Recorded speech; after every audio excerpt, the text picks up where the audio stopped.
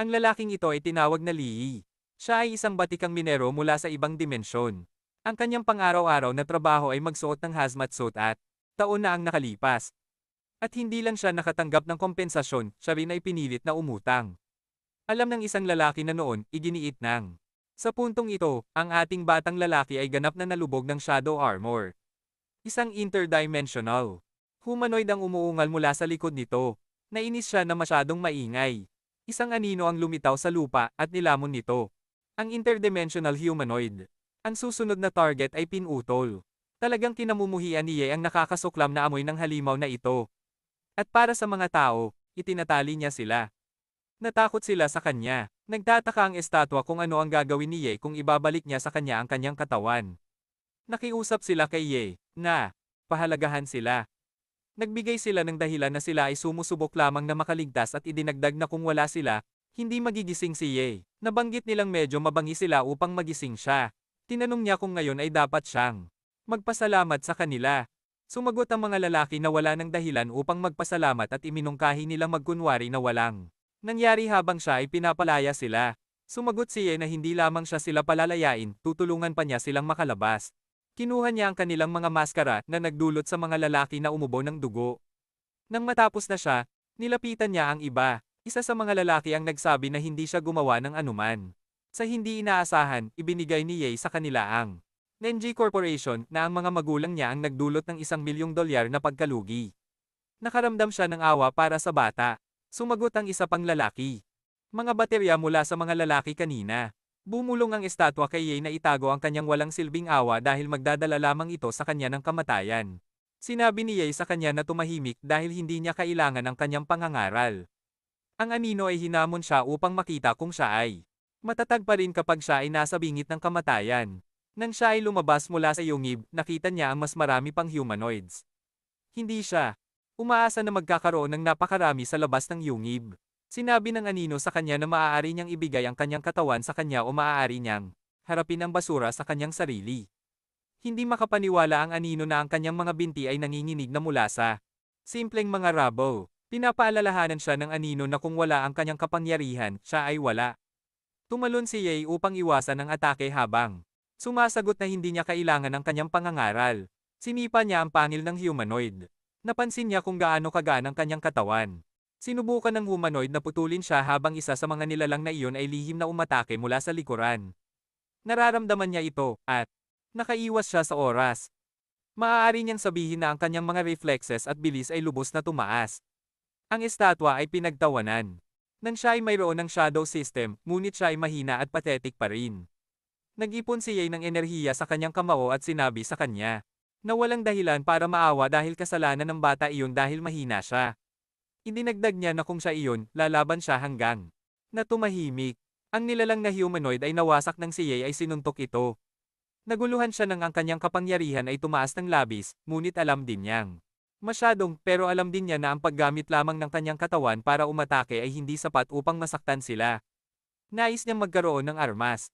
At habang tila nakasunod, nagtipon ng mga anino sa kanyang palad. Sa kanyang gulat, isang dagger ang nabuo mula sa mga anino. Ginamit niya ito upang makita kung ito ay epektibo. Hinampas niya ito at nalaman na kaya rin niyang patayin ang mga hybrid na nagdala sa kanya upang isipin na siya ay nagising. Isang tao ang nakapagpabagsak ng suntok sa kanyang likod.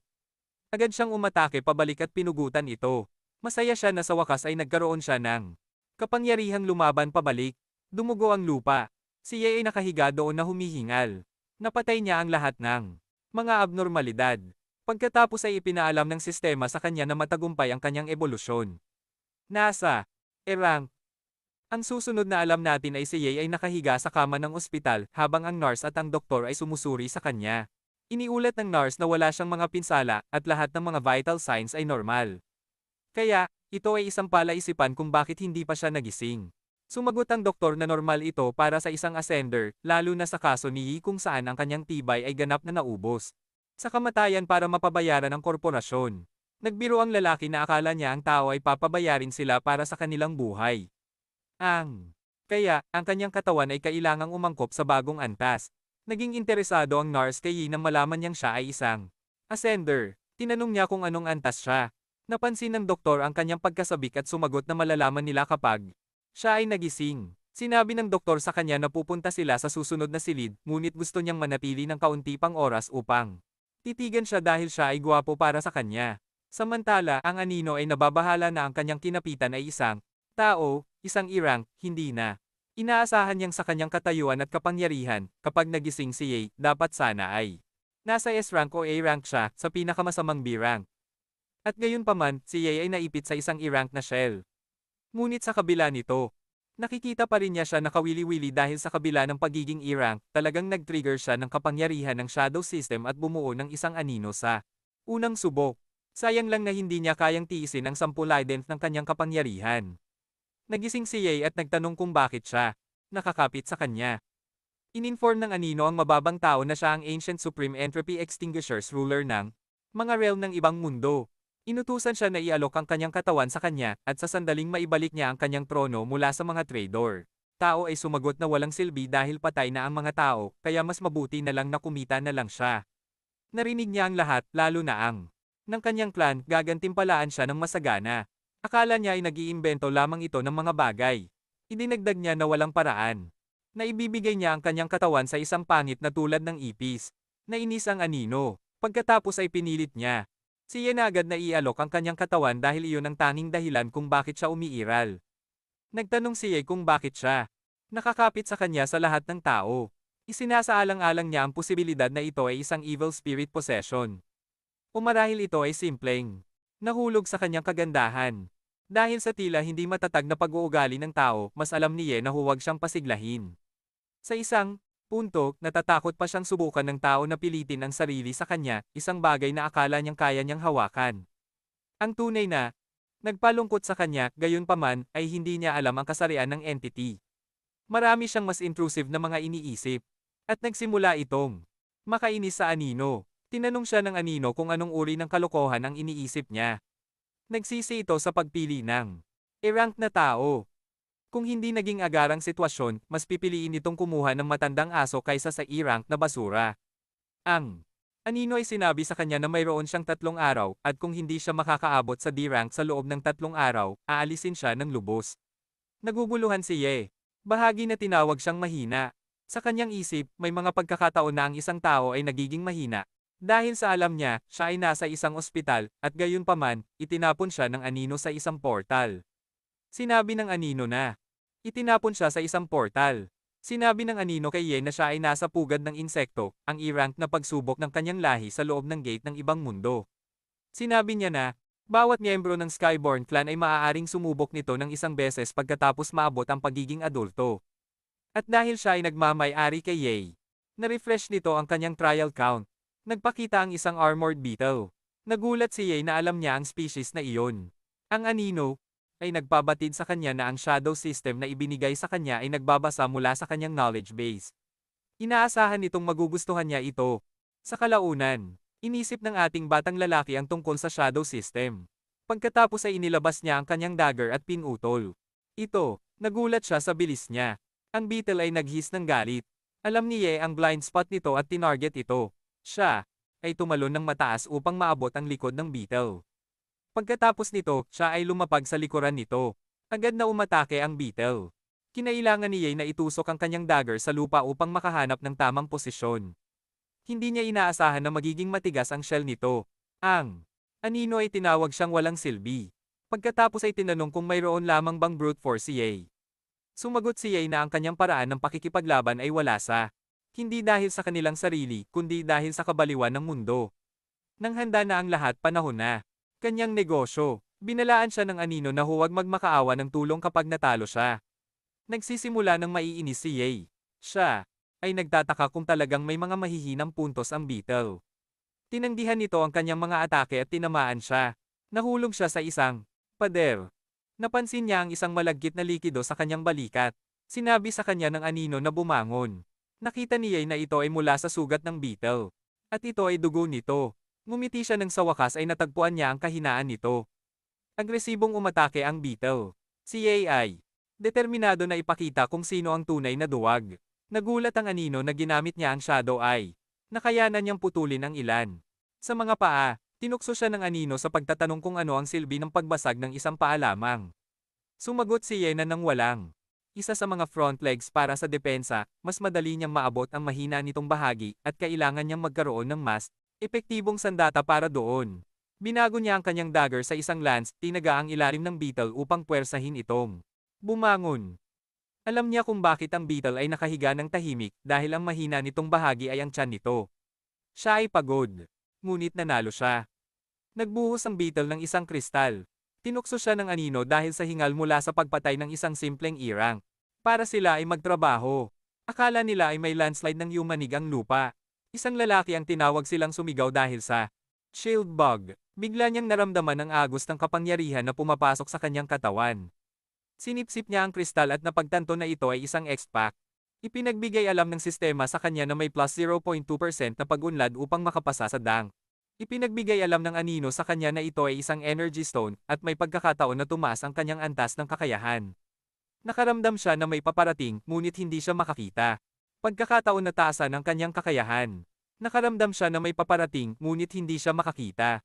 Nang anuman, iminungkahi ng anino na gamitin niya ang Shadow Eye upang tumingin. Tinanong niya kung ano ang kasanayang iyon. Sinabi ng anino sa kanya na kailangan lamang niyang ituon ang kanyang shadow energy sa kanyang mga mata upang ma-activate ang Shadow Eye skill. Sinunod niya ito at matagumpay na na-activate ang kanyang Shadow Eye level 1. Nagbato ang nilalang ng mga spike sa kanya. Halos tinamaan siya. Nang ang spike ay natigil sa isang bato, naglabas ito ng berdeng bula. Tinanong ni Ye kung ano ang mga darts na iyon. Nakaramdam siya ng atake. Muli, siya ay agile at flexible na sapat upang umiwas dito. Nagtanong siya kung ang Shadow Eye ay defective dahil hindi siya makakita. Nang malinaw, sumagot ang anino na hindi ito hindi epektibo, ito ay dahil lamang sa siya ay masyadong mahina. Sa narinig na iyon, nagpa siya si Ye na mangolekta ng higit pang enerhiya. Nagtataka ang anino na si Ye, isang maliit na E-rank, ay maaaring manipulahin ang shadow energy ng isang maliit na pagyanig, pero sumagot ang lalaki na hindi pa siya nakarinig ng mga lindol sa ibang dimensyon, idinagdag ng isa pang napaka-skillful. Sa wakas, nakita ni Ye na mayroong isang warping sword bug na kilala bilang Head Harvester at ang Stinger. Launcher na dalubhasa sa nakakalaso na stings mula sa malayo. Ang mga nilalang na iyon ay parehong nasa E-rank. Maingat na napansin ng anino na siya ay nakapag-adapt na sa knowledge base. Ngunit nakita ni Ye na marami sa kanila. Ang mga halimaw ay nasa lahat ng dako. Naalala niya ang isang tao na nagsabi na kapag nakakita sila ng isang ipis, nangangahulugan ito na napakarami na nito sa mga madidilim na sulok. Pinuri siya ng anino sa pagtuklas ng magandang posisyon upang maiwasan ang mapalibutan. Tumingin siya sa kanila habang hawak ang mga dagger sa parehong kamay. Pagkatapos ay naglabas siya ng isang makapangyarihang enerhiya habang sumisigaw sa mga halimaw na umalis. Nagulat ang anino na nagising na siya ng pangalawang anyo ng Shadow. Ay, nakakagulat iyon sapagkat siya ay isang E-rank lamang.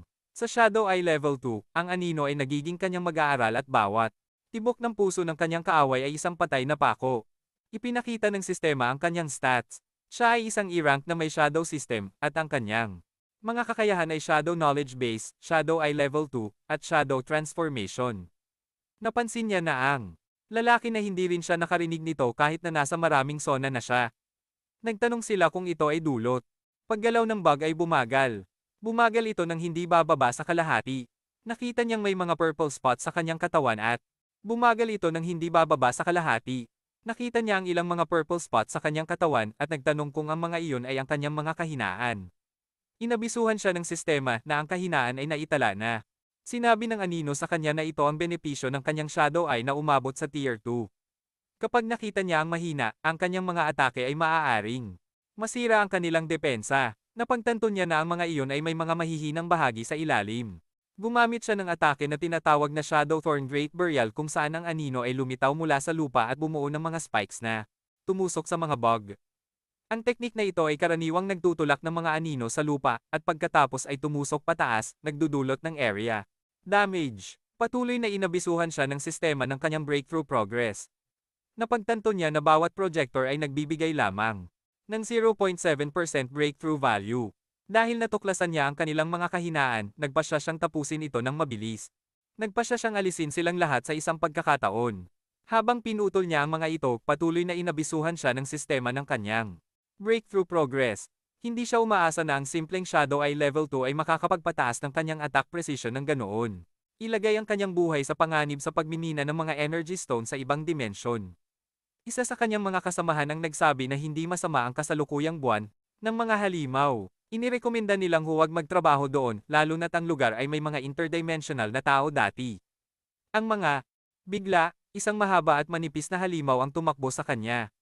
Inamin ng anino ang kanyang mabilis na reflexes, ngunit nakaramdam ito ng masama na. Hindi makasabay ang kanyang isipan. Nang maayos niyang tiningnan, napagtanto niyang ito ay isang baluktot na sword bug. Ang anino ay nagulat nang imorph niya ang shadow dagger sa isang whip. Ang bug ay humis nang irap niya ang anino sa paligid nito.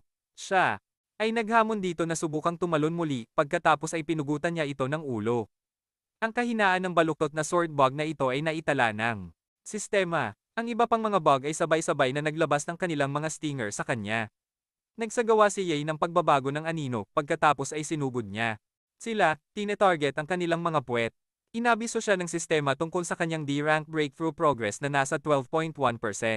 Anino at hinila pababa ang mga warp sword bugs. Sinabi ng anino na sa wakas ay mukhang siya ay isang tao na karapat-dapat sa kapangyarihan, kahit na ang pose ay medyo pangit. Na parang isang tao na karapat-dapat sa kapangyarihan, kahit na ang pose ay medyo pangit. Ang regalo na ibinigay ng Eye of Shadows ay lubos na nagpapalakas sa kanyang mga pandama, reflexes, lakas, at control sa mga anino, kaya't ang pangalan ay regalo ng Shadow. Mata. Ang kanyang D-rank breakthrough progress ay tumaas sa 34.2%. Ngunit ang regalo ng Shadow Eye ay kumakain din ng malaking halaga ng mental energy. Ito ang presyo na hinihingi ng Eye of Shadow. Nakita ng anino. Halimaw na iyon ay mas matibay pa kaysa sa mga klan ng insekto at mga halimaw. Nagkasundo silang huminto sa pagtatrabaho dahil masyado itong delikado. Ang nakita ng anino na umabot na si Ye sa kanyang limitasyon. Humina ang paningin ni Ye. Natusok siya ng bug na sumugod sa likuran niya. Nanaabot na ni Ye ang kanyang limitasyon. Malabo ang paningin ni Ye. Siya ay nahampas ng bug na sumisilip sa likuran niya. Ngunit tumanggi siyang bumagsak doon, lalo na nang siya ay sa wakas ay may kapangyarihan upang maghiganti. Isang timer sa 15 to 842 ang lumitaw. Si Ye ay nag-isip tungkol sa mga bastardo ng grupong NG na naglakas loob na itago ang katotohanan tungkol sa pagkamatay ng kanyang mga magulang at walang hiya na pinilit siyang pagmimina upang bayaran ang utang. Patuloy na lumalaki ang kanyang progreso kahit na unti-unti nang lumilipas ang oras. Ngunit nagpatuloy siya. Pinapagana ng kapangyarihan na hawak niya ngayon upang baguhin ang lahat at nangako na hindi susuko. Siya ay maghihiganti at hihilahin ang mga mayayabang na bastardo sa impyerno. Nangako siyang pasasakitin silang lahat at magsisi sa mga libingan ng kanyang mga magulang. Sa puntong ito, ang natitirang oras niya ay 2 minuto at 15 segundo, at ang kanyang D-rank breakthrough progress ay 95.4%.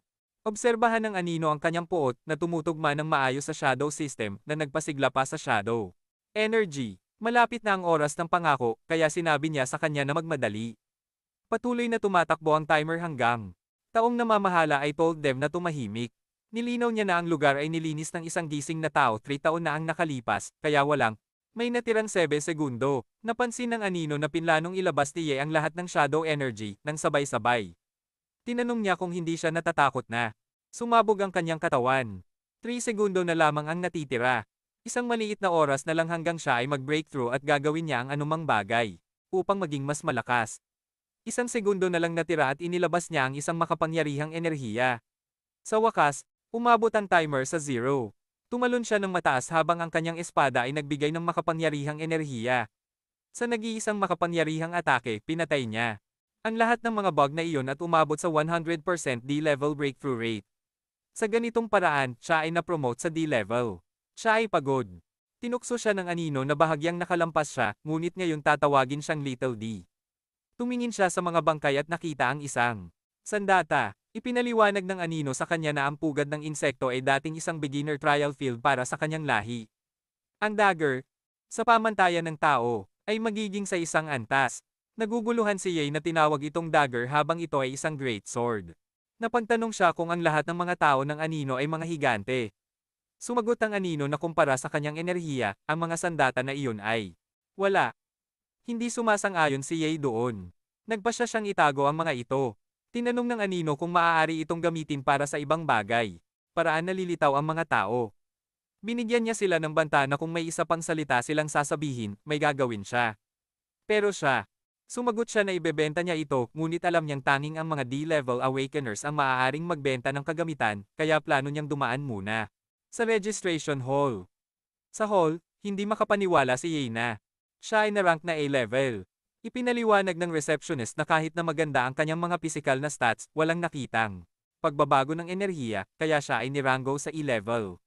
At ipinaabot ng record na siya ay isang minor, kaya ang ELE Advanced ay may 15% na pagtaas ng suweldo. Nang umalis sila sa hall, nag-sarcastically si Ye na ang shadow system ay walang kapantay. Sumagot ang anino na. Sumagot na ito ang limitadong pangunawa ng tao na hindi makadetect ng shadow energy. Sa pag-iisip nito, napagtanto ni Ye na ang pagiging undetectable ay isang magandang bagay, ngunit ginagawa nitong medyo mahirap ang pagbebenta ng gear sa black market kung saan lahat ng mga shady. Ginagawang mas mahirap ang pagbebenta ng gear sa black market kung saan nagaganap ang lahat ng shady na bagay. Napansin ng anino na bagay ay nangyayari. Napansin ng anino na ito ay angkop para sa shadow system. Tahimik na pumasok si Ye. Ang mga tao na nagkukwentuhan ay hindi siya napansin sa simula hanggang may isang nag-point out dito. Napansin ng anino na nakakatawa ang mga tao. Naglalagay sila ng ilang mga hiya sa ilang bakal at tinatawag itong divine gear. Bigla, nakaramdam siya ng awa para kay Yi. Isang lalaki ang nagbuhos kay Yi. Napansin ng anino na nakakatawa ang mga tao. Nag-embed sila ng ilang mga hiya sa ilang bakal at tinawag itong divine gear. Bigla, nakaramdam siya ng awa para kay Yi. Isang lalaki ay itinabi si Yi. Ay sinaksak bago pa siya makapagpatuloy sa kanyang pangungusap, lahat sila ay nagulat ng tamaan ang supervisor. Ang ating MC, tiningnan siya ng may pagkamangha dahil siya ay isang minor at inisip na hindi kayang bayaran ni Ye ang anuman. Tinanong ni Ye siya kung ganyan ang trato niya sa kanyang mga customer. Na tinatrato niya ang kanyang mga customer. Nagduda ang lalaki na siya ay isang customer at tinanong siya kung ano ang kayang bilhin niya. Sinabi ng ating MC. Sa kanya na ayaw naman niya ng mga bagay niya. Inilabas niya ang great sword at hiniling na tingnan ng kanilang appraiser kung magkano ang halaga ng kanyang espada. Isang babae na nakadikit sa braso ng isang lalaki ang lumitaw at tinanong siya kung bakit siya dinala sa isang mabahong lugar. Ang lalaki ay si Zhou Ting, isang DEL, at ang babae ay si Su Qing, isang sibilyan. Umalis ang tindero kay Ye at pumunta upang aliwin ang batang ginoo, si Joe. Tinanong siya kung mayroon siyang magandang bagay na maibebenta. Sumagot si Ting na nakakuha siya ng disenteng espada mula sa gate ng ibang mundo at plano niyang ibenta ito upang makabili ng bagong kotse para sa kanyang girlfriend. Nakilala ng tindero na ito ay isang Windhowl sword. Ang sandata ay may kasamang boost attack. Ito ay isang mainit na item sa mga D-level. Nakilala ni Ye si Su Qing. Natakot siya nang makita siyang naroon. Nang namatay ang kanyang mga magulang at hindi siya nakakuha ng anumang kabayaran, iniwan siya nito. Mahigpit siya sa kanilang huling. Ay napatigil sa kanyang pwesto. Ang supervisor ay umubo ng dugo. Dumating ang interdimensional na tao. Tumakbo sila habang ang pagkikita. Tinanong siya ni Ting kung kilala niya siya. Tinanggihan niya na kilala siya at nagsinungaling na siya ay isang tagahanga niya mula nang siya ay isang influencer. Nainis si Ting kay Ye at tinawag siyang basura. Sinabi niya na ang junk collection site ay nasa dulo ng kalye, kaya dapat lang siyang dalhin ang kanyang junk doon bago sila magsara. Sumigaw siya sa kanya na umalis na. Natalo. Sinubukan niyang atakihin si Ye gamit ang espada na ibebenta niya, ngunit tumama ito sa malaking espada sa halip. Lumawak ang kanyang mga mata nang makita niyang nabasag ang kanyang espada. Sinabi ni Ye sa kanya na ang kanyang espada ang tunay na basura. Si Chin ay nagtanong kung paano ito nangyari nang sinabi niya sa kanya na ang espada ay parang putik at nagkakahalaga ng marami. Nainis si Ting at inatake si Yi gamit ang isang suntok. Napansin ni Ye na masyadong mabagal si Ting. Umilag siya upang maiwasan ang suntok. Nagkomento si Ting na hindi masama ang kanyang mga kakayahan. Muli siyang umatake. Patuloy siyang umatake habang mabilis na iniiwasan ni Yi ang lahat ng iyon. Sa isip ni Yi, ang atake ay mas mabagal kaysa sa mga pagsubok sa insectoid nest. Habang nagsisimula ng maiinis si Ting dahil sa akala niyang si Yi ay isang menor de edad, ngunit pagkatapos ay hindi pa rin niya ito matamaan kahit na siya ay dang. Mga interdimensional na tao ay humahabol sa kanila. Marami sa kanila ang tinamaan na. Alam ni Ye na sila ay higit sa 10 kilometro mula sa piniga niya ang kanyang kamao. Nagtayo si Ye ng kanyang anino na may whip at binalot ito sa kamao ni Ting. Sumigaw si Ting sa kanya na ang menor de edad ay dapat bumalik sa minahan. Tinanong siya kung ang isang aso ay hindi dapat bumalik sa ibabaw. Hinila niya ang shadow whip at pinabagsak si Ting sa lupa. Nag-alala si Ching para sa kanya. Tinukso siya ni Ye sa pagsasabi na siya ay mahilig sa pagiging isang aso.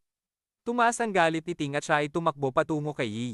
Hindi inaasahan, isang lalaki na may dalawang guwardiya ang pumasok at sinabi sa kanila na tumigil. Nagulat si Ting nang makita si Boss Wang. Si Wang ay isang D-rank at ang supervisor. Sinabi niya kay Ting na kahit na siya ay isang matagal ng customer, ang pakikipaglaban sa kanyang shop ay medyo sobra na. Pinagtanggol ni Ching na ang sinumpang minor ang sumira. Siya ay isang matagal ng customer, ang pakikipaglaban sa kanyang tindahan ay medyo labis na. Ipinasya ni Ching na ang sinumpang menor de edad ang sumira sa espada ni Ting. Kaya't nagdulot ito ng ganoon. Nahagip ng menor ang atensyon ni Wang. Tinanong niya kung talagang nasira ng kanyang kamay ang sandata ni Ting. Ipinaliwanag ni Ye na siya ang unang umatake, kaya kung nasira niya ang espada nito, hindi iyon kanyang kasalanan. Tinanong siya ni Wang kung iyon ba ay talagang ganoon. Pagkatapos ay bumulong siya na ang espada sa kamay ng bata ay mukhang hindi pangkaraniwan. Tinanong niya kung ang parehong patakaran ay naaangkop. Pumayag si Ting dito dahil makakakuha siya ng pera at item para kay Wong. Sinabi ni Wong, exit. Nagduda siyang talagang makakatakas sila. Lubos na lampas iyon sa kanilang kakayahan. Ang kanyang kasamahan. Kay Yi na magiging tagapamagitan siya. Tinanong niya kung maaari niyang tingnan ang espada muna. Nang hawakan niya ito, nagulat siya. Ang espada ay may bigat na higit sa 100 Earl, at si Ye ay madali itong naitataas. Nagtataka siya kung si Ye ay isang advanced na tao. Nagulat. Ang espada ay may timbang na higit sa 100 lerb, at madali itong naitaas ni Ye. Nagtataka siya kung si Ye ay isang advanced na tao. Nagpasya siyang subukan muna ang kanyang limit. Tinanong niya siya kung saan niya nakuha ang sandata. Tinanong ni Ye sila kung kailan nangyari ang black market na suriin ang mga ID na may-ari at pinagmulan ng item. Sumagot siya na nagtanong lang siya at kung ayaw ni Ye na sabihin ito, ayos lang. Simple lang na sumagot si Ye na nakuha niya ang espada habang nagmimina. Sa ganitong paraan, nakumpirma ni Wong na siya ay isang mababang minero lang. Sinuri niya ang espada at sinabi na ito ay matibay, ngunit wala itong karagdagang mga katangian. At sa pinakamainam, ito ay nagkakahalaga lamang ng ilang daan. Samantalang, kung hindi nasira ang espada ni Ting, ito ay nagkakahalaga ng higit sa 2 milyon. Sinabi ni Wang sa kanya na dahil siya ay isang minero lang, tiyak na hindi naging madali ang buhay para sa kanya. Kaya, bibilhin na lang niya ang espada para sa kanya, at kailangan lang niyang bayaran si Ting ng 2 milyon, at siya ang bahala sa natitira. Pinahanga niyang para bang may ginagawa siyang pabor kay Ye. Sinabi niyang ito ang kanyang kabutihan para sa araw na iyon. Pagkatapos, tinanong niya si Ting kung sumasang-ayon siya. Tinanggap ni Ting ang ay itinapon sa kanya at tumama sa kanyang likod. Pareho silang bumangga sa isang batuhan. Nagsuka si Ye mula sa sakit. Nang siya ay bumangon, kondisyon dahil siya ay nakialam. Sinabi ni Ching sa kanya na walang paraan na ang isang minero ay makakakuha ng 2 milyon. At pinaalala niya sa kanya na nangako siyang bibili siya ng sasakyan. Whisper si Ting sa kanya na ang pagbebenta ng kanyang mga organo ay makakakuha pa rin sa kanila ng 2 milyon. Sa ganitong paraan, pumayag si Ching sa kanilang plano. Alam ni Ye na mayroon silang lahat na nakaplano. Hinamon siya ni Wong kung mayroon siyang problema. Ngumiti siya at sinabi sa kanila na hindi lang siya ang may problema. At pagkatapos ay nagsimula siyang aminin ang anino na aura sa paligid niya. Inatake ng mga tao ni Wang si Yi. Sinabi ni Wang na ang walang kabuluhang laban ay hindi sulit sa kanyang oras. Nagmungkahi siyang pumunta na sila sa waiting room at maghintay. Sumasang-ayon si Ting doon, ngunit sa kanilang sorpresa, isang lalaki ang lumipad sa harap nila. Pinaalala ni Wang ang lalaking ito na si Bowo na maging maingat dahil kung masira niya ang merchandise, hindi siya makakabayad para dito. Sinipa ni Ye ang iba pang 2 lalaki. Isang lalaki ang lumipad patungo kay Ting. Sinipa niya ang lalaki bago siya bumangga dito. Nagkomento siya na ang pagtatrabaho sa mga mina ay nagpatibay ng kanyang lakas. Sinabi ni Ye na ngayon ay kanyang turno. Si Ching ay nagtataka kung kailan siya natutong makipaglaban sa kabila ng pagiging minero. Inamin ni Ting na hindi masama ang kanyang mga galaw at kaya niyang nagsimula na ang ibang tao sa sasakyan. Nakiusap siyang isama siya, ngunit umalis ang sasakyan. Isang interdimensional pabagsakin ng ilang mga nobya, ngunit sinabi niyang sa harap ng isang D-rank advanced, siya ay basura pa rin. Itinaas ni Ye ang kanyang kamay at sinampal siya. Nagalit siya dahil kahit ang kanyang ama ay hindi naglakas ng loob na hampasin ang kanyang mukha. Nangako siyang papatayin siya. Inihagis niya ang isang sinag sa kanyang daan at naharang ito ni Ye gamit ang kanyang kamay. Napabagsak niya ito ng napakaayos na nagdulot ng pagkalito kay Ting tungkol sa nangyayari. Inilarawan niya na parang mayroong invisible wall. Sinabi ni Ye na dahil hindi siya hinampas ng kanyang ama, gagawin niyang karangalan na turuan ng hindi mapagpasalamat na batang ito ng leksyon. Natatakot si Ting at sumigaw sa kanya na huwag lumapit. Hindi makapaniwala si Ching na si Ting, isang D-rank advanced, ay matatalo sa isang minero. Binago ni Ye ang anino sa isang spiderweb kung saan nahuli si Ting at Ching dito. Napagtanto ni Ting na hindi lang siya isang minero. Tinanong niya kung siya ay isang C-rank o B-rank. Simple lang na sumagot siya na siya ay isang E-rank minor na sertipikado ng guild. Hindi makapaniwala si Ting. Itinaas niya ang kanyang kamay at naging bigenta. Nerbyoso si Ting. Sinabi ni Ting na siya ay isang miyembro ng Black Panther Gang at kung siya ay humipo sa kanya, siya ay tututol sa kanila. Alam ni Ye na ang gang ay isang loan shark. Tumugon si Ting, oo. Sa ganitong paraan, hindi nag-atubiling sinuntok siya ni Ye ng tuloy-tuloy habang sumisigaw si Ching. Ang epekto ng, at sa ganitong takbo, makakabayad siya sa utang ng kanyang mga magulang sa loob ng 1 taon o higit pa. Idinagdag nila na kung magtatrabaho si Ye ng humanoid ang tumalon sa sasakyan, at ang mga pangil nito ay tumtan sa kisame. Ang driver at ang pasahero ay kinuha. Suntok ay nagpabagsak kay Ting sa dingding. Umubo siya ng dugo. Sinabi ni Ye sa kanya na pinakamasama ang kanyang galit sa mga loan shark. Inatake si Wong mula sa likod.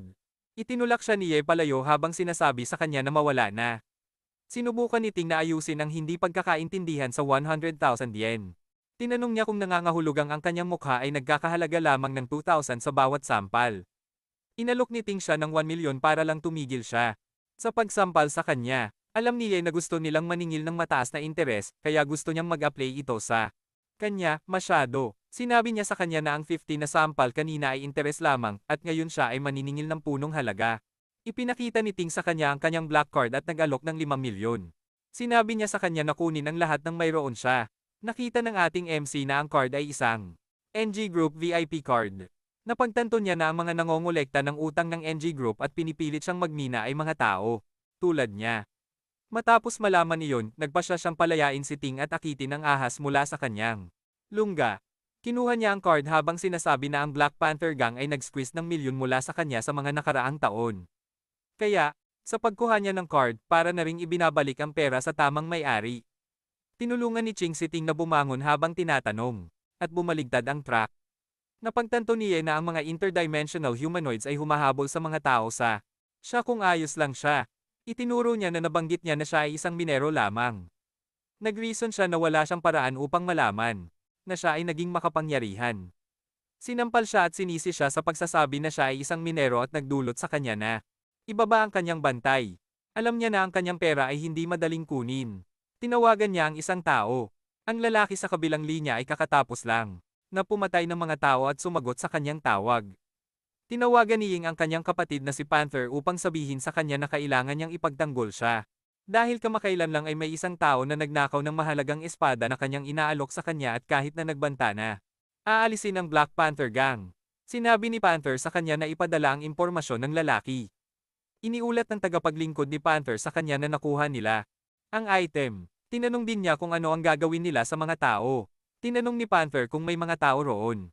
Wala silang nakikita bilang mga tao. Kaya tumugon sila, wala. At pinutol niya ang mga katawan sa mga piraso. Sinabi ni Panther sa lalaki na ang batang iniulat ni Ting ay kanya.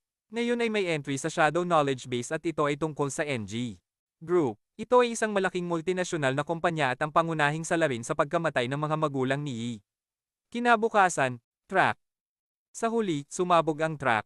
Nagulat siya. Ang mga interdimensional humanoids ay nahuli sa pagsabog. Sa guild, isang lalaki ang lumapit kay Ye upang tanungin kung makakatulong siya sa anumang bagay. Sumagot si Ye na naghahanap siya ng isang gawain na nababagay sa kanya, at isang E-rank advanced. Ang ibang mga lalaking nakarinig sa kanya ay sinabi sa kanya na siya ay nasa maling lugar dahil ang pinakamababang antas ng mga gawain doon ay dank. Nagtawanan sila sa kanya, sinasabing sinisikap niyang patayin ang kanyang sarili. Nakialam ang iba, sinasabing nakakatawang. Tumayo ang isang E-rank. Idinagdag ng isang tao na ang E-rank ay nakaligtas mula sa pagdepende sa kanila tulad ng mga parasites. Sinabi nila kay Ye na umalis at maghintay sa labas para sa mga koponan na kakailanganin siya. Ang tao ay sumabat na sinasabi na dapat siya ay nasa pasukan sa tabi ng tambak ng basura dahil ang basura ay dapat manatiling basura. Hindi masaya si Ye na ang 5 milyon na kanyang nakuha ay agad na kinuha ng mga sinumpang loan sharks. Ang kanyang prioridad ngayon ay makakuha ng isang gawain. May isang pumasok at lahat ay nakaramdam ng napakalaking presyon. Sa pressure na iyon, tinaya nila na ang tao ay hindi bababa sa B rank. Ang aura ng isang B rank ay nagpapahirap sa kanila na kumilos. Ang babae ay may puting buhok, mga tainga ng pusa, at isang pulang aura sa paligid ng kanyang katawan. Nanatiling tahimik si Ye habang ang iba ay nagchismis kung bakit naroon ang isang B rank. At sila ay sumigaw sa sakit. Napagtanto ni Ye na ang kanilang kahinaan ay apoy. Nakita niyang may ilang kahoy na nasusunog malapit sa kanya at naisip. Sa isip ni Yi, sa kabila ng maingat na aura, mukhang mayaman siya at hindi siya nakakaramdam ng anumang pagkamatay ng intensyon. Nagtataka siya kung siya ay nagtatago lang. Napansin niya ang kontradiksyon ng pagiging magara at pinigilan mula sa kanya. Isang lalaki na may itim na maskara ay nag-anunsyo na ang D-rank na gawain sa Beast Abyss ay nangangailangan ng D-rank Advanced upang kumilos bilang isang minero. Tinanong niya kung may sino man ang interesado. Napansin ng tao ang ganap na hindi nag-aalala si Ye sa aura habang ang kanilang mga tuhod ay nanginginig na. Inaasahan nila na ang isang E-rank ay dapat na nakahiga na sa lupa, ngunit si Ye ay kahit na lumakad pa isang hakbang pasulong. Napagtanto ni Ye na siya lang ang ganoon. Napansin din siya ng babae na hindi apektado kahit na siya ay isang minero. Nakilala ng staff ng guild ang babae, si Chin mula sa Longman 3rd Street. Sinabi niya sa kanya na marami siyang D-rank sa paligid. Tumanggi siya at sinabi na kukunin niya si Ye. Nagulat ang staff ng guild at ipinaalam sa kanya na labag sa mga patakaran dahil hindi siya nag-queue upang magparehistro. Tinitigan siya niya habang sinasabi sa kanya na siya ang patakaran. Inuulit niya na kukunin niya siya. Walang ibang pagpipilian ng lalaki kundi sumagot ng oo. Sinundan siya ni Ye. Hindi makapaniwala ang staff ng guild dahil ito ang kanyang kauna-unahang pagkakataon na makitang personal siyang pumili ng isang tao. Nagtataka siya kung ano ang kwento ng minero. Ilang oras ang lumipas at isang napakalaking halimaw na may mga kalamnan na may mga sungay ang lumitaw. Tumugtog ang bard ng kanyang plauta. Sa kanilang partido, mayroon silang mga frontliners, damage dealers, at nasulit itong subukan. Isang interdimensional humanoid ang umatake mula sa kanan. Agad siyang pumunta sa suporta. Isa itong balanseng koponan. Sa isip ni Yi, ang mga Minotaur ay hindi isang malaking bagay. Pinanood niya silang makipaglaban at maaari niyang sabihin na sila ay magkasabay, lalo na ang isang B-rank na namuno sa koponan. Makikita niyang maayos ang lahat, ngunit ginamit niya ang kanyang Shadow Eye at natagpuan ang mga Minotaur sa ibaba na lumalampas sa mga pamantayan ng D-rank. Nagtataka siya kung bakit hindi ito nakaramdam ng iba. Sinabi ng anino sa kanya na ang kanyang Shadow Eye ay umabot na sa Tier 2, at ang kanyang sensory perception ay lumampas ng malayo sa mga basura. Alam ni Ye na kahit na hindi ito nakaramdam ng iba, dapat na napansin ito ng B-rank na mayamang babae. Nagtataka siya kung napansin niya ito, at sinadyang itinatago ito para sa ilang kadahilanan. Nagulat ang bard kay Chi na ang Starlight Crystal Vein na kanyang hinahanap ay naroon. Sinabi niya sa minero na sumama sa kanya. Hindi makapaniwala si Ye. Alam niyang mapanganib ito, ngunit hinila niya ang minero kasama niya. Habang patuloy silang naglalakad, napansin ni Ye na ang ominous aura ay patuloy na lumalakas. Nag-iisip siya kung hindi siya nagmamalasakit kung ang minero o ang kanyang mga kasama ay mamamatay. O baka siya ay naniniwala na ang kanyang B-rank na kapangyarihan lamang ay sapat upang panatilihing buhay ang lahat. Umugong ang lupa, at bigla, nahulog sina Ye at Chin sa isang hukay. Sa kabutihang palad, ligtas silang bumagsak sa lupa. Napansin ni Ye ang isang bagay sa unahan. May isang D-rank Minor Beastman. Nakita niyang iginuhit niya ang kanyang espada. Inasahan niya ang kanyang galaw. Ang kanyang pulang aura ay bumuo ng mga mata sa harap niya, ngunit hindi siya kumilos. Umurong siya sa likuran niya at sinabi sa kanya na tatakpan niya siya kaya dapat na siya na ang umalis. Kailangan pang ipaalala ni Ye sa kanya na nasusunog na kahoy. Kinuha niya ito at inalog ito sa harap ng interdimensional humanoid, umaasang ito ay aalis. Isa siyang minero lang. Naghihinayang siya. Nanlambot ang kanyang mga tuhod at sinabi niyang lumabas na siya. Hindi makapaniwala si Ye sa kanya. Siya ay isang B-rank, ngunit hindi siya lalaban at inaasahan na maghawak ito ng E-rank. Wala nang motibasyon si Ye na ipagsapalaran ang kanyang buhay. Lalo na kung siya ay nakakakuha ng maliit na sahod lang. Ngunit pagkatapos ay nangako siya ng 1,000,000 kung aalisin niya ang mga ito. Tumugon siya na ito ay para sa kapakanan ng pera na siya ay magpipilit. Kinuha niya ang kanyang kutsilyo upang kumilos. 3 Minotaurs ang sabay-sabay na umatake. Isa sa kanila ang nakipaglaban sa kanya habang ang dalawa ay tumakbo sa paligid niya. Tinarget nila si Chin, na nagbigay ng alalahanin si Yi para sa kanyang milyon. Lumikha siya ng pulang aura sa paligid niya at pinagsabog sila. Hindi niya inaasahan na mayroon siyang galaw na ganoon. Inamin niyang nagkamali siya sa kanya. Isang minotaur ang tumalon patungo sa kanya. Nagmadali si Ye upang tulungan siya at sinugatan ang halimaw. Tinukso niya siya sa pagkakaroon ng mukhang nakakaakit ng galit. Ngunit nang suriin niya siya ay tumatakbo na. Pinuputol niya ang mga minotaurs habang sinasabi sa kanya na wala siyang pag-asa. Siya ay nauubusan ng hininga. Mula sa mabilis na pagtakbo. Inaasahan niyang ligtas na siya, ngunit hindi niya alam, isang minor ang nasa likod niya. Lumiko siya at nagulat nang makita ito. Nagtataka siya kung bakit hindi ito natatakot sa kanya. Itinaas ng minor ang. At gaya ng inaasahan niya, nag-atubiling lumapit sa kanya. Sinabi niya sa lahat na ang mga nilalang na iyon ay natatakot sa apoy. 10. Kahoy na sandata. Napansin niya ay nakakaiba na hindi siya lumalaban kahit na siya ay malinaw na may kakayahan. Nagliwanag ang kanyang bracelet at lumikha ito ng isang hadlang sa paligid niya at pinagsabog ang Minotaur palayo. Na-break ang kanyang bracelet. Napagtanto niya na ito ay isang protective charm at ang kanyang galaw kanina ay hindi mula sa kanyang sariling kapangyarihan. Tinanong niya siya kung siya ay isang non-combat type advanced. Nahihiya siyang sumagot ng oo. Sinabi niya sa kanya na itago ito bilang isang lihim. Tumugon siya na ito ay magkakaroon ng dagdag na bayad. Dumating ang mas maraming Minotaur. Tinanong niya kung bakit ito lang ang umaatake sa kanya. Na-activate ang Shadow Eye Level 2. Nakita niya ang isang silweta ng isang tao. Talagang itinago nito ang kanyang presensya, kaya't hindi niya ito naramdaman noong una. Ang abnormal na pag-uugali ng Minotaur ay naimpluwensyahan ng mga kakaibang pag-alon. Tinawag ni Chin siya nang ang isang minor ay lumapit sa kanya. Sinugatan niya ang ulo nito, ngunit siya ay nasa kagipitan. Nang ang mas maraming Minotaurs ay nagtipon, hindi niya magagawa ang area skills dahil baka si Chin ay mahuli dito, at kung hindi niya sila natapos agad, mauubos siya sa huli dahil ang target ay si Chin. Nagpasya siyang ibigay siya sa kanila. Sinabi niya sa kanya na dahil ang parehong protective artifacts niya ay nagamit na at siya ay isang non-combat type, dapat siyang mag-ingat. Na huwag ambusin. Nahiya siya, hindi siya makapaniwala na sinabi niya iyon ng malakas. Isang silweta ang lumitaw. Taon na ang nakalipas, biglang lumitaw ang mga misteryosong gate sa buong mundo. Ang mga insectoids, beasts, at humanoids mula sa likod niya. Ang lalaki ay nag-alis ng kanyang kutsilyo. Nag-aalala siya na halos sinira ng isang simpleng minero ang kanyang setup, ngunit nahanap pa rin niya ang pagkakataon na saktan siya. Ang lalaki ay nais na saktan siya dahil sa kanyang ama. Sinugatan niya siya, ngunit bago tumama ang kanyang atake, nahati na niya ang kanyang braso. Sa lahat ng oras, walang ideya si Chin. Ang lalaking iyon ay isang bard. Nagulat siya. Ipinaalam ni Ye kay Chin na ang bard ay gumamit ng infrasound upang kontrolin ang mga minotaurs na umatake sa kanya. Nagulat siya na ito ay si Luden. Nagtawanan si Luden sa kanyang pagkamababa na nahulog sa mga kamay ng isang minero. Sinabi niya sa kanya na hindi pa siya nananalo. Kinuha niya ang pulang enerhiya mula sa mga minotaurs at bumuo siya ng isang napakalaking pulang usok na minor. Nais niyang ipakita kung gaano katakot ang isang control type. Mula sa aura, nalaman ni Ye na siya ay isang class.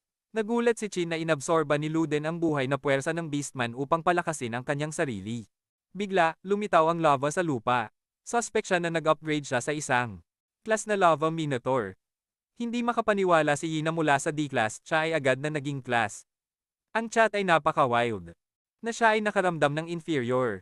Isang lava minotaur class ang lumitaw sa harap ni Yi at Chin na parehong D-class. Umungal ang minotaur ng malakas at inatake siya.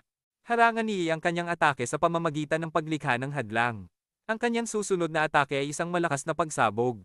Ito ang kanyang unang pagkakataon na makatagpo ng nakasisira na kapangyarihan ng class. Natunaw nito ang kanyang hadlang. Ibang dimensyon ay dumami sa Earth sa pamamagitan ng mga gate. Tanging ang mga nagising na mga advanced na nilalang na nag-mutate sa pamamagitan ng napansin ni Chin na siya ay nakakuha ng ilang mga paso. Itinaas ng minor ang kanyang palakol. Kingrab ni Ye ang kamay ni Chin at hinila siya. Palayo. Nagulat siya nang halos lumapit ang palakol sa kanyang mukha, ngunit pagkatapos ay napagtanto niyang hindi ito makagalaw. Ang paggalaw nito ay pinigilan ng shadow rope. Tinanong niya si Ye kung siya rin ay isang control type. Sinabi niya sa kanya na hindi niya mapigilan siya ng masyadong mahaba, kaya dapat siyang tumakbo. Inutusan siya niyang tumakbo hanggat maaari kapag pumasok siya sa labyrinth. Naguluhan siya na hindi siya kasama. Sumagot siya na kailangan niyang bilhin ang kanyang oras upang makatakas. Nag-alala siya para sa kanya. Sinabi niya sa kanya na magtago siya ng mabuti at siya ay darating para sa kanya sa lalong madaling panahon. Hindi ito dahil siya ay personal na nagmamalasakit sa kanya. Ngunit para sa kanya, siya ay $1,000,000 na pamumuhunan. Si Luden, na naging Lava Minotaur, ay naghanap sa kanya. Lumitaw si Ye sa likod niya. Tinanong niya kung saan niya itinago si Chin. Pagkatapos ay inatake siya nito gamit ang kanyang palakol. Nagmungkahi si Ye na hulaan niya. Nagulat siya na lumitaw si Ye sa likod niya at sinugatan ang kanyang binti, ngunit si Ye ay nahuli sa pagbabantay dahil hindi. Kahit ang mga bitak sa bato ay maaaring masira. Nagtawanan si Luden sa kanya dahil sa pagiging tanga. Radiation ang may kapangyarihang labanan ng mga halimaw na ito. Ang paglitaw ng mga advanced na nilalang ay hindi lamang nagbigay sa sangkatauhan ng kapangyarihan. Dahil ginamit niya ang kutsilyo sa isang bato. Pagkatapos ay sinugatan niya siya gamit ang isang suntok. Nahihirapan si Ye na harapin ang malaking lugar. Ng lava, nagpasya siyang akitin siya sa isang bukas na espasyo. Tumakbo siya at hinabol siya ni Luden. Habang si Luden ay nag-charge pasulong. Tinanong niya kung ang pagtakbo lang ang kaya niyang gawin. Na-activate ni Ye ang Shadow Eye. Naniniwala siya na kahit gaano siya kalakas, mayroon pa ring isang mahina na punto. Plano ni Luden na patayin siya muna, pagkatapos ay hahanapin niya si Chin. Sumigaw siya sa kanya na mamatay. Natagpuan ni Ye ang kanyang mahina na lugar. Tinarget niya iyon. Nakatuon siya dito. Sinabi ni Luden sa kanya na alam niya kung ano ang kanyang balak. Idinagdag niya na ang kanyang maliliit na trick ay walang silbi. Si Ye ay nahirapan sa kanyang kamangha-manghang kapangyarihan. Hindi siya makapaniwala na ito ay isang C-rank lang. Nakatagilid si Ye sa pader, at si Luden ay nagmadali sa kanya, ngunit siya ay nakatayo lamang doon na naghihintay sa tamang sandali. Nagtataka si Luden na hindi na siya tumatakbo. Nakahanap din siya ng nakakatawa na. Sinusubukan niyang sugatin siya muli gamit ang mga kutsilyo. Sumigaw siya na ang piraso ng scrap metal ay makakagat lamang sa kanya. Naghintay si Ye sa kanyang pag-atake muli. At ginawa niya ito, at nagbigay ito kay Ye ng pagkakataong targetin ang kanyang mahina na lugar. Isa pang 3 hanggang 5 taon, makakaya pa niyang makabili ng maliit na apartment. Simple lang ang sagot ni Ye, na patuloy siyang magsisikap. Upang isara ang mga gate, ito rin ay nagbukas ng isang bagong panahon ng eksplorasyon at pag-unlad ng mga mapagkukunan ng enerhiya mula sa ibang mundo. Ngunit, nasa gitna ito ng kanyang likod, ngunit pagkatapos ay kumikislap ito ng maliwanag. Naabutan si Ye. Ang spot na parang lava sa kanyang likod ay sobrang init na kahit ang shadow energy ay hindi ganap na mapigilan ang init nito. Napansin ni Ye na mas matalino siya kaysa sa kanyang inaasahan. Napagtanto niyang alam ng tao kung paano protektahan ang kanyang mahina na punto. Walang ideya si Luden kung paano naisip ito ni Ye, ngunit kinumpirma niya na ito ang kanyang kahinaan. Nagpakita siyang tiwala na ibabahagi iyon dahil ang kaalaman nito ay hindi makakatulong kay Ye sa lahat dahil ang spot ay may temperatura na higit sa 2,000 degrees C. Nag-alok siya na kung ibubunyag niya kung nasaan si Chin, ililigtas siya ang kanyang buhay. Tumugon si Ye na hindi siya nagtitiwala sa mga trader na dumi na nagbenta sa kanilang mga sarili. Nagalit si Luden. Sumigaw siya ng malakas, mayroon kang pagnanais na mamatay. Inatake ni Luden gamit ang kanyang palakol. Hinamon si Ye na itigil ang pag-iwas kung may tapang. Ginawa ni Ye na magbago ang kanyang anino sa isang chain blade. Nahiya si Luden kaya tinukso siya sa pag-iwas din. Nakahanap siya ng pagkakataon at ginawang anino na maging lubid. Tinarget niya ang mahina na lugar. Halos tinamaan ng kanyang anino siya, ngunit natunaw ito. Nagsisimula na siyang maiinis. Samantala, nagtawanan si Luden sa kanyang walang silbing pagsisikap. Sinabi niya sa kanya na sumuko na sa kanyang walang silbing pakikibaka. Napansin ni Ye na nasusunog siya ng masyadong maraming kanyang shadow energy. Hindi ito magandang estado, kaya nagtanong siya kung dapat ba siyang humingi ng tulong kay Chion. Sa kasamaang palad, ang mga minero na iyon ay hindi mga advanced na nilalang. Sila ay mga ordinaryong tao lamang at ang simpleng pamumuhay sa mundo. Nagpasya siyang hindi. Matibay siya na kahit mamatay siya, hindi niya papayag ang makontrol siya ulit. Bukod dito, alam niya na kung papatayin niya ang C-rank na ito, makakakuha siya ng maraming X. Kaya, ito ay isang gintong pagkakataon na ayaw niyang sayangin. Nagpunta siya muli sa bulag na spot. Matibay na naniniwala si Ye na kaya niyang magtagumpay. Ibinigay niya ang lahat kahit na siya ay nasusunog. Ang dulo ng kutsilyo ay tumama sa nasusunog na spot. Sumigaw si Luden ng malakas. Siya ay naabisuhan na ang HP ay halos nauubos at na-trigger ang Berserk Rage. Ang kanyang atake, critical rate, at bilis ay tumaas ng 200%. Nagtataka si Ye kung bakit bigla siyang nag-berserk. Na-blast siya na nagdulot sa kanya na bumangga sa isang pader na may malakas na epekto. Hindi inaasahan ni Luden na ang isang maruming minero ay makakapagpigil sa kanya ng ganoon kalayo. Nasunog si Ye mula sa kanyang mga atake. Nagpasya siyang wakasan ang kanilang laban ngayon. Hindi inaasahan, nakaramdam si Ye ng isang bagay sa kanyang katawan. Wala siyang ideya kung bakit ang shadow energy ay naging mas malakas kaysa dati. Sinabi ni Chinchon sa kanya na ang enerhiya ay palaging nasa kanyang katawan. Ito ay dahil ang kanyang katawan ay hindi makapagpigil dito dati dahil hindi pa ito na-tempered ng matinding init. Sinabi niya sa kanya na aksidente niyang nahit ang jackpot at nag-unlock ng bagong anyo ng shadow energy. Napansin ni Yi na ang shadow energy ay nagpapagaling sa kanyang mga sugat. Ipinaalam ni Ching sa kanya na higit pa ito sa pagpapagaling. Napansin din ito ni Luden, at ang kanyang aura ay naging mas nakakatakot kaysa dati. Ay kumukuha ng lahat ng mayroon sila. Laban sa mga halimaw mula sa mga gate, wala silang lakas para tumakbo. Nag-ipon sila, hindi niya maaring hayaan siyang makabawi pa. Umurong si Ye upang maiwasan ang kanyang atake. Hindi makapaniwala si Luden na kaya niyang makasabay sa kanyang triple speed boost. Nagbigay ito sa kanya ng tanong kung siya talaga ay isang E-rank. Nagpasya siyang punuin ang buong lugar ng lava upang wala siyang mapuntahan. Habang ang lava ay sumabog sa buong lugar, si Ye ay nakatayo lang doon. Si Luden ay nagtitiwala na ang lava ay gagawing abo siya. Ngunit sa kanyang sorpresa, si Ye ay nakatayo sa lava nang walang problema. Ginamit niya ang shadow enhancement. Ang pangunahing anyo ay matibay na, kaya't nagtanong siya kung ano ang magiging itsura ng pinakamataas na antas. Tinukso niya si Luden sa pagtawag sa kanya na Boiler Boy, at sinabing masyado ang init. Hindi makapaniwala si Luden. Itinuro ni Ye kung paano siya nasisiyahan sa pag-hack at pag-slash hanggang noon, ngunit ngayon, siya na ang mang-atake. Nag-charge si Ye muli. Gumalaw siya ng napakabilis, at ito ay dahil sa shadow enhancement sa depensa, lakas, at bilis, na nagpapataas ng mga estadistika ng 200%. Hindi makapaniwala si Luden na ang kanyang kamay ay nawala. Sumpa siya kay Ye. Nagpasya siyang hawakan siya, ngunit ang kanyang kamay ay nag-disintegrate sa isang swing ng mga kutsilyo ni Yi. Gumawa siya ng kapalit na kamay gamit ang lava. Ipinagmamalaki niyang inihayag na hanggat may lava, maaari siyang mag-recover ng walang katapusan at ang kanyang mga atake ay ganap na walang silbi. Sa pagkarinig ni Ye, ay nagangat ang kanyang mga kilay. Tumugon siya na pinagdududahan niya na magagawa niya iyon dahil tila humihina ang kanyang enerhiya. Hinamon siya ni Luden na umatake muli upang ipakita ito. Sinugatan ni Ye ang kanyang mga limbs at hinamon siya na gawin ito muli at muli ng maraming mga nasusunog na bagay hanggat maaari upang pangalagaan ang mga interdimensional humanoids. Isang lalaki ang nag-alala dahil ang sulo.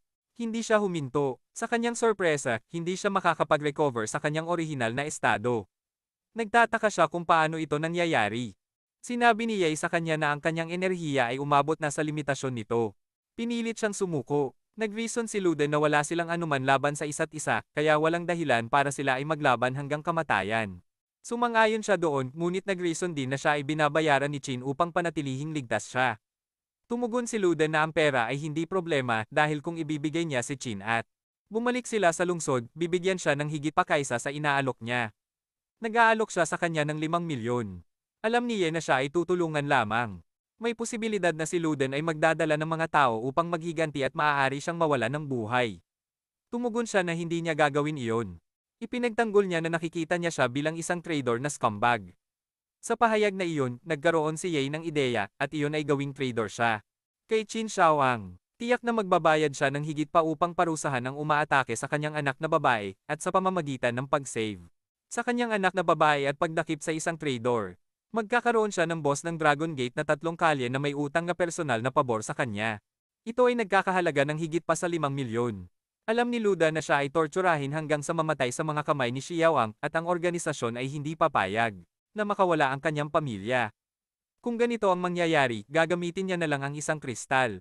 Nagulat si Qian na mayroon siyang prison gate, ay hindi magtatagal.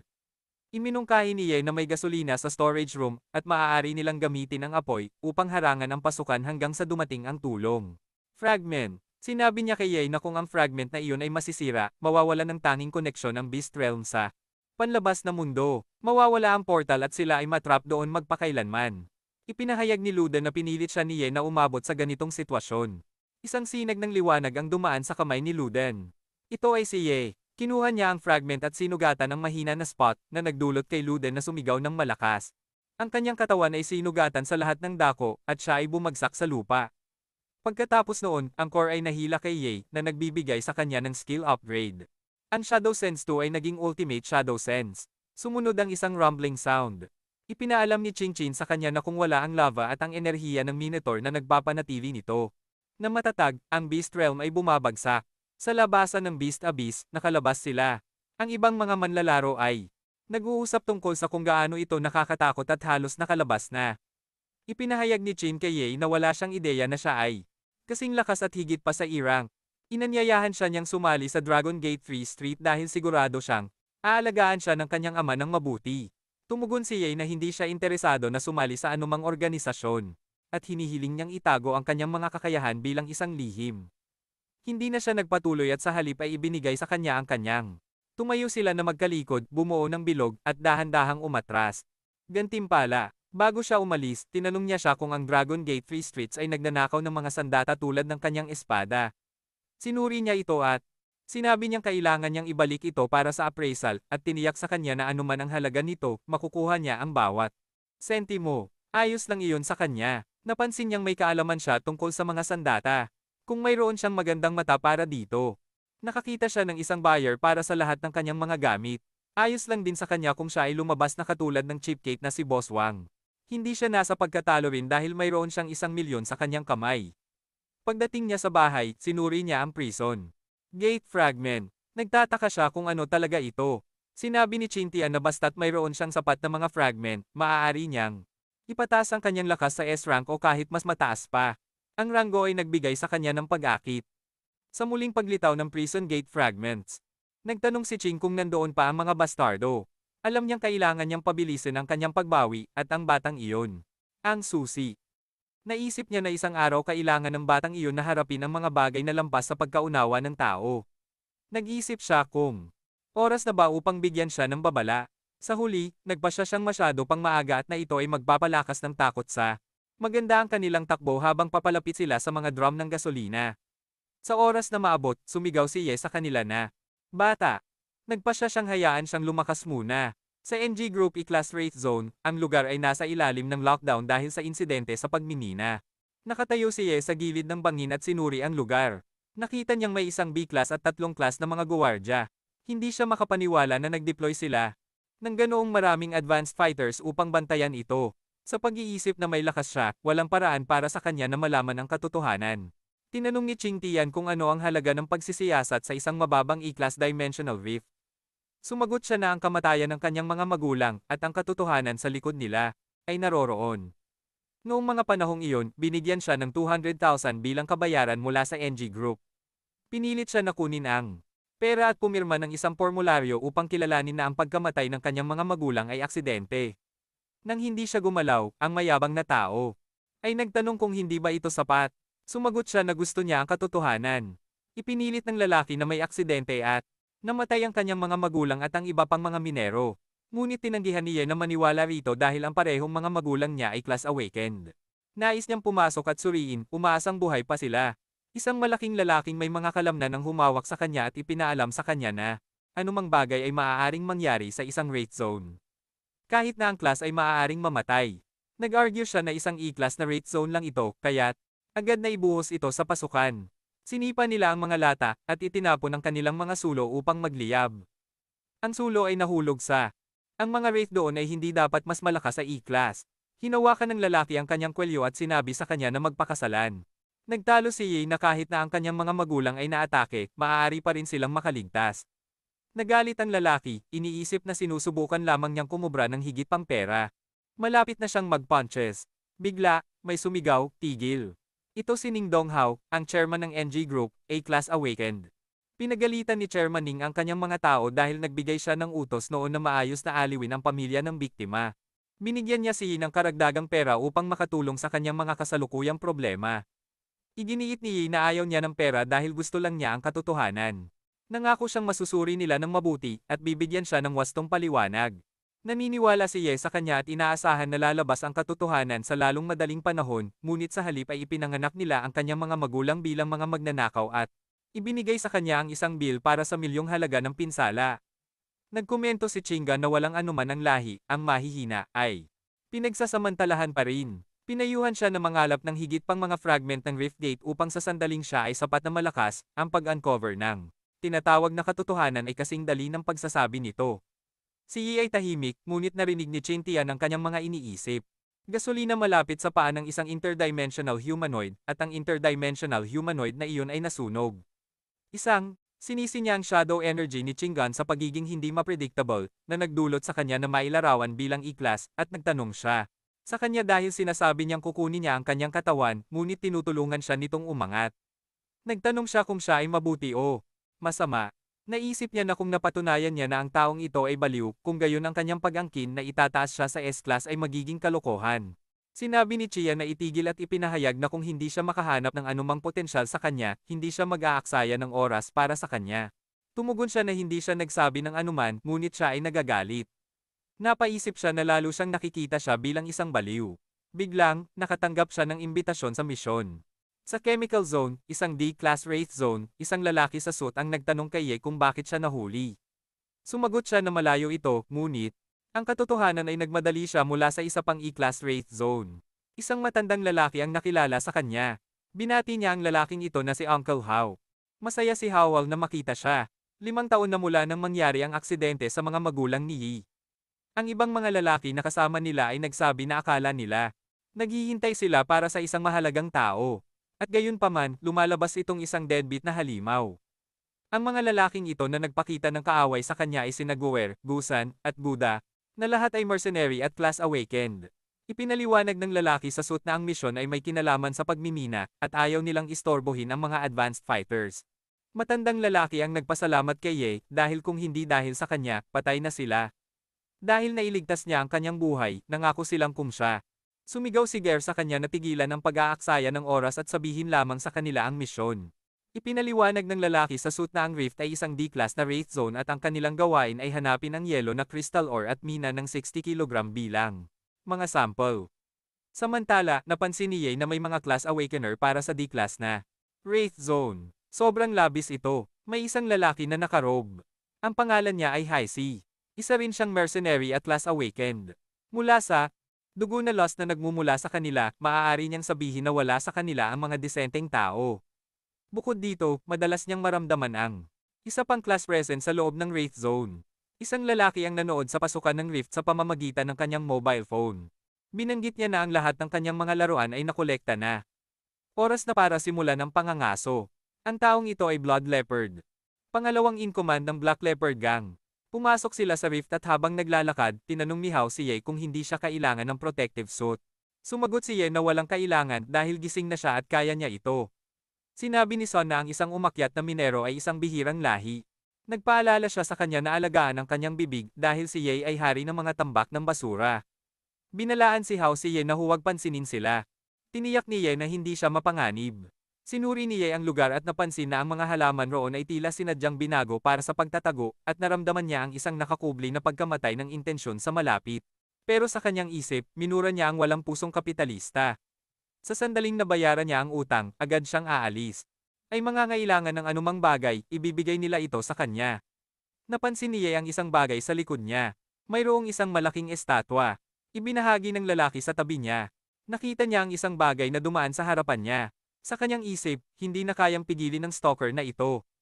Nagtataka siya kung patuloy ba itong magtatago sa mga anino o kung siya ay may iba pang plano. Sumigaw si Sun kay Ye na ilipat ang kanyang mga paa. Sumagot si Hao na bibilisan nila.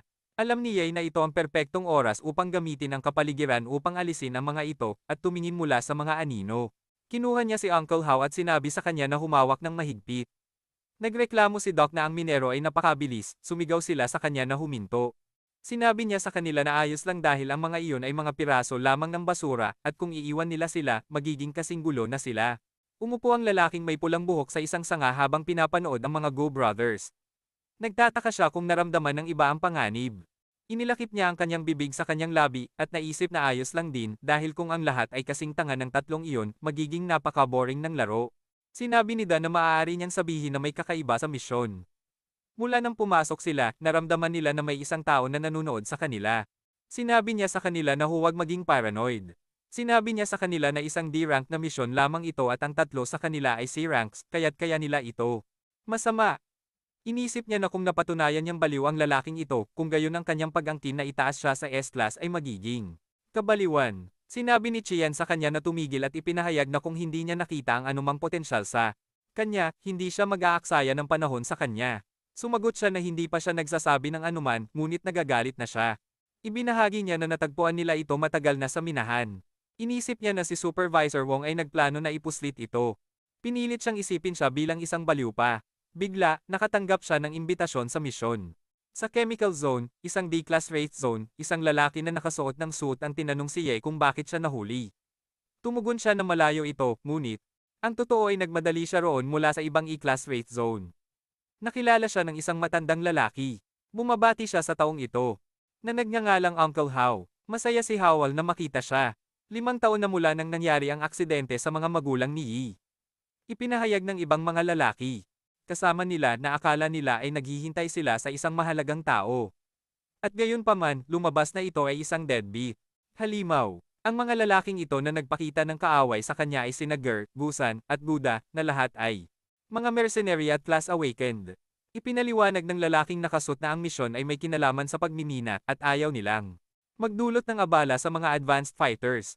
Sumigaw si Giver sa kanya na tigilan ang pag-aaksaya ng oras at sabihin na lang sa kanila ang misyon. Ang lalaking nakasut ay ipinaliwanag na ang Rift ay isang D-Class Wraith Zone at ang kanilang gawain ay hanapin ang Ice Crystal Ore at magmina ng 60 kg bilang mga sample. Samantalang, napansin ni Ye na mayroong mga Class Awakeners para sa isang D-Class at ibenta sa black market. Kaya naroon ito. Sumagot si Ye na tila matagal na itong naroroon. Wraith Zone. Sobrang labis na ito. May isang lalaki sa robe. Ang pangalan niya ay Hai-Si. Isa rin siyang mercenary at class awakened.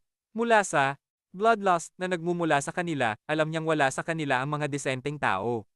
Bukod pa rito, bahagyang nakaramdam siya ng isa pang class presence sa loob ng Wraith Zone. Isang lalaki ang nanood sa pasukan ng Rift sa pamamagitan ng kanyang mobile phone.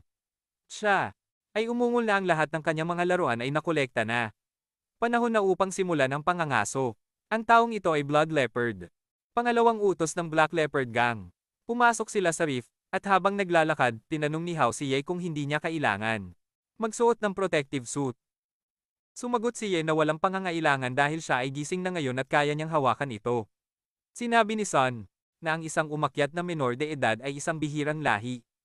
O pinaalala siya na alagaan ang kanyang bibig dahil si Ye ay hari ng basura na mga tambak. Binalaan ni Hao si Ye na huwag pansinin sila. Tiniyak ni Ye na hindi siya nag-aaksaya.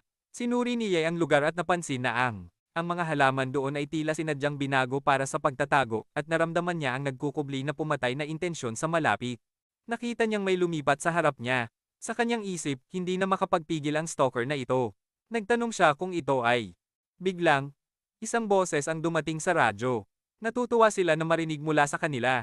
Iniulat nila na ang kanilang sektor magpapatuloy na magtago sa mga anino o kung mayroon itong ibang plano. Sumigaw si Sun kay Ye na lumipat ng kanyang mga paa. Sumagot si Hao na bibilisan nila. Alam ni Ye na ito ang tamang oras upang gamitin ang kapaligiran upang mawala sila at obserbahan mula sa mga anino. Kinuha niya si Uncle Hao at sinabi sa kanya na kumapit ng mahigpit. Nagreklamo si Doc na ang menor ay sobrang bilis, sumigaw sila sa kanya na huminto. Sinabi niya sa kanila na ayos lang iyon dahil ang dalawang iyon ay basura lamang at kung iiwan sila, sila ay magiging kasing ganda ng patay. Umupo ang lalaking may pulang buhok sa isang sanga habang pinapanood ang mga Go Brothers. Nagtaka siya kung naramdaman ng iba ang panganib. Hinawakan niya ang kanyang labi at naisip na ayos lang din dahil kung lahat ay kasing bobo ng tatlong iyon, masyadong boring ang laro. Sinabi ni Dan na maaari niyang sabihin na may mali sa misyon. Mula nang pumasok sila, naramdaman nilang may nanonood sa kanila. Sinabi niya sa kanila na huwag maging paranoid. Sinabi niya sa kanila na ito ay isang D-rank na misyon at ang tatlo sa kanila ay C-ranks, kaya't kayang-kaya nila ito. Sumagot si Sun na nararamdaman din niyang kakaiba, parang may pumanahe sa kanyang likod. Inirekomenda niya na bumalik na sila. Sinabi sa kanya, Sector 7 ay inatake ng mga humanoid at kinakailangan ng agarang pagjo. Kumpirmado ng headquarters ang kanilang ulat, at nahuminto sa pagpanik, ngunit sa oras na sinabi niya iyon, napalawak ang kanilang mga mata. Si S ay inatake mula sa likuran, ang pulang sinulid ay nakabalot sa kanyang ulo. Nakilala niya si Blood Leopard at sinabi sa kanya na pakawalan siya at pwede silang mag-usap. Sumagot si Blood Leopard na paulit-ulit nilang pinoprovoke ang kanilang Black Leopard Gang. Kaya, walang dapat pag-usapan. Hinila niya ang sinulid at iyon ay pinugutan ng katawan ni San. Pinanood ng dalawa ang nangyari. Si Da ay napuno ng galit at nag-charge pa sulong. Sinubukan siyang pigilan. Nahuli ng pulang tali ang kanyang kamao at ang buong katawan niya ay napabalot sa mga tali. Ang Mga tali ay pumasok sa kanyang balat at sa huli ay nagputol sa kanyang katawan. Natatakot siya kaya tumakbo siya ng kabilis hanggat maaari. Habang si Blood Leopard ay nasa isang galit na estado dahil gusto niya ang mga takot na biktima. Samantala, nagpahinga sandali si Yay at Hao. Tanong ni Hao kung bakit siya umalis sa mga ibang gising na lalaki. Tinanong ni Yay kung may na-offend ba siyang sinuman o anumang grupo kamakailan. Sumagot si Howell na siya ay isang minor, kaya walang paraan na makaka-offend siya sa sinuman. Tinanong niya kung bakit. Inilantad ng ating MC na ang misyon ay isang patibong sa kamatayan at may gustong ilibing silang lahat sa nakabaluktot na lugar na iyon. Ipinahayag ni Hao. Sinabi sa kanila na ang rescue ay darating sa humigit kumulang 2 oras. Nakiusap sila na dumating ng mas maaga, ngunit ang linya ay na siya ay natatakot. Sinabi ni Ye sa kanya na kung may alam siya, dapat niya itong sabihin. Bigla, may lumitaw at sumigaw. Kay Yi dahil hindi siya nagsabi ng kahit ano, kahit na napansin niya ang kakaiba. Sinisi siya sa pagkamatay ng kanyang mga kapatid. Nagkomento siya na ang pagkakamali ay hindi walang silbi dahil tinulungan niyang ilabas ang mastermind bago siya namatay. Ang pahayag na iyon ay nagalit sa kanya. Tinanong niya kung ano ang sinabi niya. Ulitin niya ang sinabi niya na malapit nang mamatay. Nagulat sina Nahuli sa pulang mga tali. Sinabi ni Blood Leopard kay Ye na hindi niya inaasahan na siya, isang minor, ay magiging ganoon. Kainteresante, na-activate ni Ye ang Ultimate Shadow Eye. Salamat sa lahat ng nanood. Pakisubaybayan ang susunod na Giga Chad video at magkikita tayo sa susunod. Gayun din, suportahan ang channel sa pamamagitan ng pagsali sa Summon Club membership. Maaari mo ring suportahan sa pamamagitan ng pag-like sa video at pagiging astig. Sinabi sa kanila na ang tulong ay darating sa mga humigit kumulang 2 oras. Nagmakaawa sila na dumating ito ng mas maaga, ngunit naputol ang linya, at tanging static na tunog na lang ang natira. Nagsimula silang mag-alala dahil ang kanilang mga suit ay may sapat na enerhiya para sa isa pang oras at kalahati. Ang ilan sa kanila ay nagpahayag na ayaw nilang mamatay dahil mayroon silang asawa at anak na naghihintay sa kanya sa bahay. Isang tao ang nagsisi na hindi siya umalis, kahit na isa lang ang makaligtas. Iniisip niya na mas mabuti kaysa sa maghintay na mamatay. Sinuri ni Ye ang kanyang braso. Nagdasal siya na dumating ang tulong sa lalong madaling panahon dahil mababa na ang kapangyarihan ng kanyang suit. Isang kasamahan nila ang hindi siya magtatrabaho ng isa pang 3 hanggang 5 taon. Sa kanyang isipan, sila ang dapat na naroon. Ang pagkakalantad sa radiation. Tumawag sa atensyon ng lahat at sinabi na dahil ang kanilang mga suit ay hindi tatagal hanggang dumating ang tulong, kailangan ng isang tao na magsakripisyo, at iminungkahi niya na ito ay dapat ng mga matatanda at mga ulila. Nagsabi ang lalaki na si Ye ay walang mga attachment at nalubog sa utang. Kaya't nagtapos siya na ang pamumuhay ay isang pagdurusa para sa kanya. Pagkatapos, ay iminungkahi niya na isuko na lang ni Ye ang baterya ng suit niya.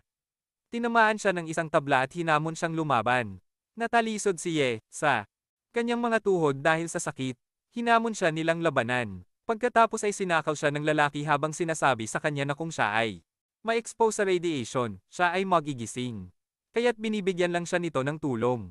Idinagdag ng isa na kung magigising si Ye, siya ay magiging kanilang tagapagligtas. Nag-crow si Ye upang makuha ang kanyang maskara. Sinabi niya sa kanila na kung siya ay magigising, ang unang tao na papatayin niya ay sila. Tinukso siya nila na akala niya ay magiging maswerteng tao. Kinuha nila ang kanyang baterya. Pagkatapos kay Ye, tumawag sila ng iba pang tao upang maging susunod. Isang lalaki ang nagtulak sa dalawa bilang isang sakripisyo. Ang dalawang bully ay humabol sa kanya ng siya ay sinubukan niyang tumakas. Umakyat siya sa truck, sumigaw siya sa kanila na kung mamatay sila, sabay-sabay silang mamamatay.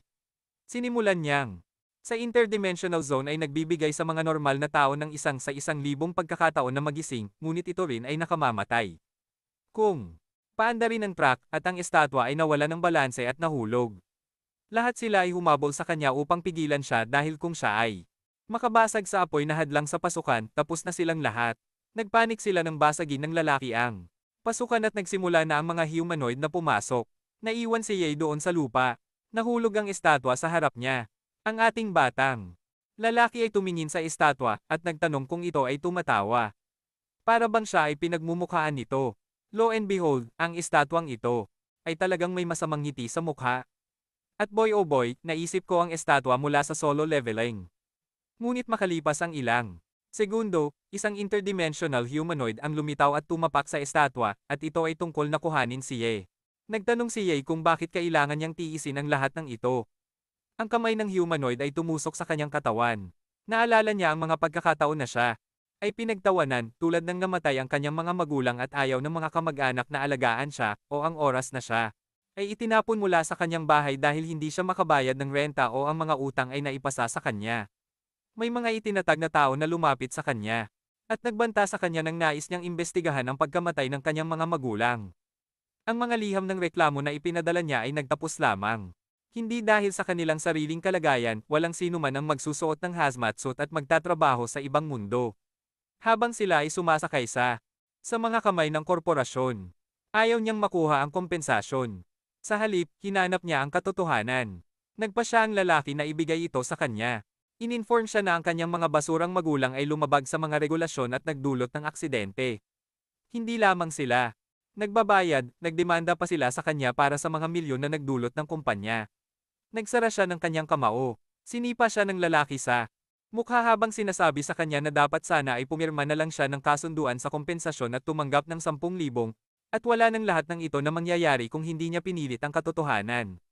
Nainis ang lalaki sa kanya dahil siya ngayon ang namamahala sa pagkolekta ng kanyang utang, na may 30,000 na interes sa bawat buwan, at ang pangunahing halaga ay dapat bayaran sa loob ng 3 taon. Sinabi niya kay Ye na magpapadala siya ng tao sa ika-15 ng bawat buwan, at kung wala siyang pera, dapat niyang asahan na tratuhin siya ng masama. Mukhang kawawa si Ye, kaya sinabi ng lalaki na bibigyan siya ng paraan. Iminungkahi niya na maging interdimensional minor siya dahil iyon ang tanging trabaho kung saan maaari siyang magkaroon ng pagkakataong makabayad ng kanyang utang. Balik sa kasalukuyang oras, sinabi ni Ye na siya ay patay sa anumang kaso, kaya kung mamamatay siya, hindi niya ito gagawing madali sa kanila. Sa sakyan, ang dalawang lalaki sa harap ni Ye ay nagtsismis tungkol sa kanya. Alam nila siya bilang ang lalaking namatay ang mga magulang sa isang aksidente 3. Hindi siya nagmamalasakit na siya ay mahina at tumangging mamatay na tahimik. Kinagat niya ang halimaw ng buong lakas. Ang interdimensional na nilalang ay itinapon siya. Habang unti-unting nawawala ang kanyang kamalayan, naisip niya kung gaano kabaho ang amoy ng halimaw. Isang anino ang nagsabi na akala niya si Ye ay magbubukas ng ilang uri ng potensyal. Pero lumalabas na iyon ay walang kahulugan na pakikibaka bago ang kamatayan. Ay isang walang kabuluhang pakikibaka bago ang kamatayan. Sumagot siya na kahit papaano ay may nagawa siya, hindi tulad niya. Isang estatwa ang nawasak. Sa pira-piraso ng halimaw na iyon na parang wala lang. Sinabi ng estatwa na siya lamang ang makakapagligtas sa kanya kung ibibigay niya ng masunurin ang kanyang katawan sa kanya. Sumagot si Ye na wala siyang interes. Mas pipiliin niyang mamatay kaysa makontrol, lalo na ng isang pangit na halimaw. Tumawa ng malakas ang estatwa na mas pipiliin niyang mamatay kaysa magpasakop. Tinawag niya si Ye na isang hangal sa pag-iisip na mayroon siyang karapatang tumanggi. Na-activate ang shadow system. Tinawag niya si Ye na isang hangal dahil akala niya mayroon siyang karapatang tumanggi. Ang shadow system ay na-activate. Ang interdimensional humanoid na umatake kay Ye ay nagulat. Pinilit ng anino itong lumuhod. Inangkin ng estatwa ang katawan ni Ye at kinukuha nito ang kanyang paghihiganti sa interdimensional humanoid na tumapak sa kanya. Ang higanteng anino na nilalang ay tumapak dito.